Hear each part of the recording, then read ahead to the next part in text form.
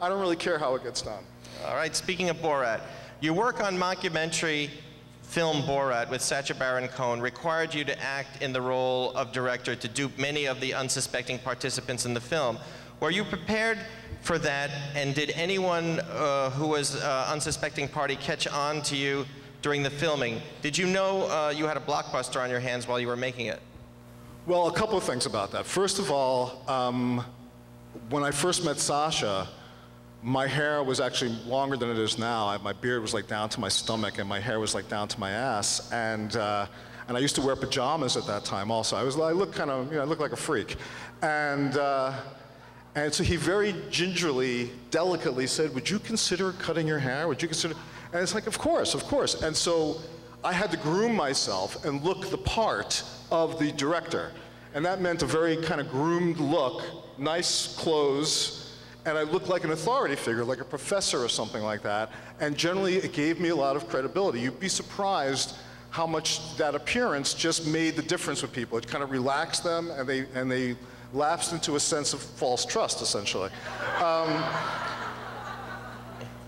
I knew that the movie was hysterically funny beyond anything that I had ever seen before in my personal experience. However, to know that it was a blockbuster, no, you couldn't know. In fact, just the week before the movie was going to be released, it was going to be released like in 1,200 theaters or something like that, which is not a lot, but it was not tracking well. In this, they have these computer models and all these ridiculous things that they do to test how well a movie's going to do, and it was not tracking well, and they decided to pull back the release to 800 theaters. And we were very depressed in the week before the release because it's like, wow, 800 theaters, what's going to happen, And then the movie came out, and it was still #1 that week in only 800 theaters against Santa Claus 2, which opened in 4,000 theaters.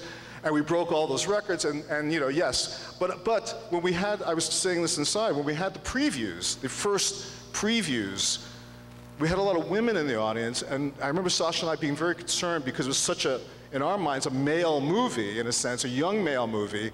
But the women came into the audience and were laughing just as hard as the men. And when we questioned, they go, what? We want to laugh too.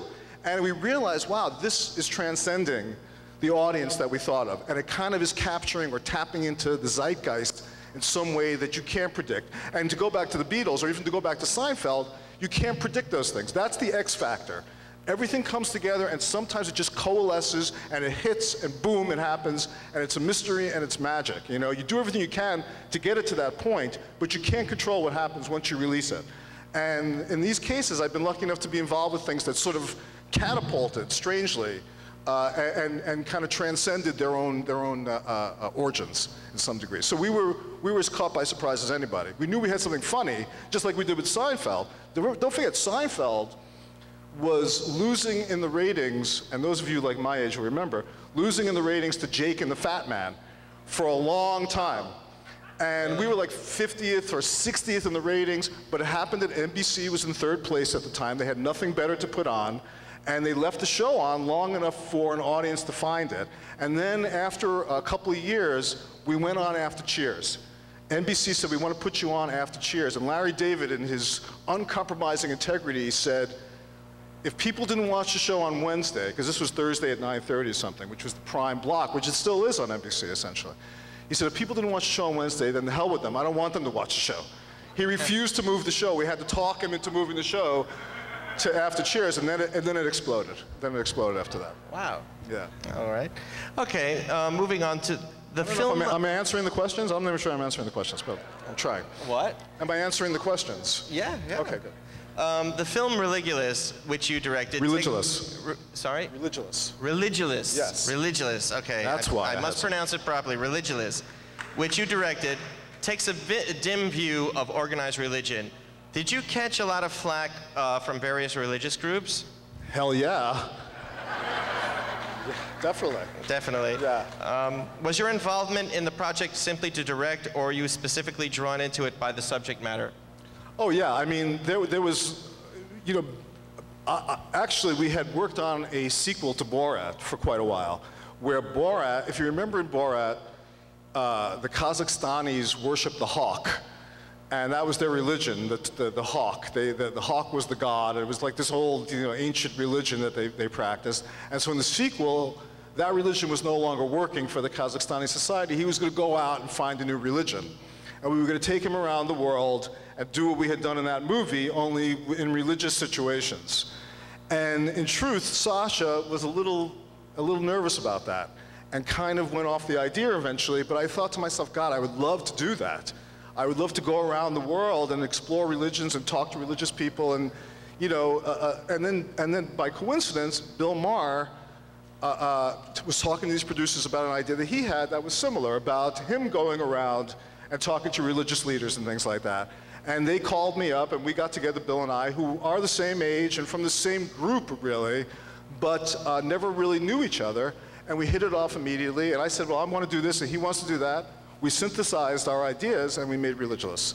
So I don't come in, I'm not like a director for hire. I only do things that I think have to be done, which I felt Religulous. Both Bill and I were struck by the fact that there had never been a movie that really questioned all these things before, you know, and played with it and had fun with it. And made a comedy about it, you know, a non-fiction comedy about it. So I'm looking for things that are urgent, that need to be done, that may have some kind of implications for the society, have some impact on the culture. So I turn down much more than I do. I only take things that I think have to be done, and that I'm the person that could bring it to the finish line, you know. So I'm very careful about that stuff. So it has to be meaningful in some way to me. Interesting. I was reading on IMDb. Except when I need money. You have a show in development called Our Show? Our Show is a pilot I just finished for NBC, which again goes back to what I'm talking about. It's a show about people, it's a show about the YouTube generation, essentially. It's a show about people, how many people here right now have some form of a camera on them? Right. So, and you could all pull those cameras out, and you could be shooting each other and shooting me, and you know, and that's what the show is about. It's a show about a town where everybody's got a camera. And they're shooting each other, and they're shooting their little things, and they're shooting their viral videos, and they're shooting, and it's about people taking control again of their media. You know, we are passive to a large degree quite often in the society. We are passive observers of what the corporate media feeds us, and we just accept it. And this is a show that was trying to blur that line, erase the frame, erase the difference between the viewer and the actors and the viewers. There were no, I started off with cameramen shooting the show, and I realized it wasn't as real, and I gave the cameras, and they're just little cameras, to the actors, and the actors actually shot the show, you know? And so and NBC has the show. I don't know what's going to happen to it. It was, again, a very radical experiment, and we'll have to see what happens. So Gee, I hope NBC greenlights it. That would be great. I would love to see that. If you came back to Dewey to teach a film writing course, what key words of advice would you offer aspiring filmmakers, writers, and directors? Well, again, I'm from the Larry David School to some degree. There's two things. One is to feel passionate about what you're doing and care. That is a crucial thing. When it's an assignment, when you're not really into it, it's just not going to have the inspiration. But also, just as important, and this is something that this part of it, and see, that part can't be taught. You either have that muse, you have that hunger, you have that desire, you have that dream, you have that vision, and it's planted in you for some mysterious reason in your childhood, and it kind of gets encouraged along the way, like it was for me at Dewey by Ivan Rubin and other people who were so generous to me when I was a kid. Yes, amazing man. Very nurturing, incredible presence, life-changing presence in my life. But that's the one part of it. The other part is structure. There are rules to learn, even if you're going to break them. And structure, Larry and I are very big on structure. The story has to sort of have all these levels to it, so that the story is moving forward, the characters are progressing, the concepts are funny, the premises are funny, and it pays off in some way at the end, which is always tricky. And so structuring your story, structuring your ideas in some way, to me is a crucial part of it, to make it feel like a whole, like a cohesive piece.